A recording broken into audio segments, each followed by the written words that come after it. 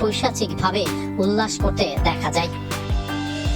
ঘটনাস্থলে এটাকে আরো কতটা স্ট্রং করা যায় সেই জন্য আমরা আমাদের প্রত্যেক প্রায় আধা ঘন্টা ব্যাপী এই লোকটাকে এখানে এনে পেটানো হয়েছে।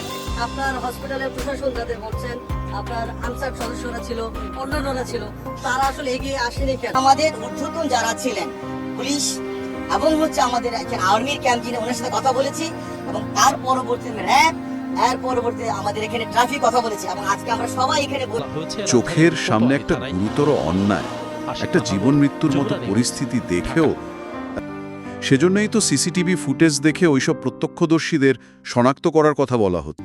ও কোনো ফাঁক ছিল, এই প্রশ্নটাও কিন্তু আলোচনায় আসছে। ঠিক তাই, ঠিক বলেছেন।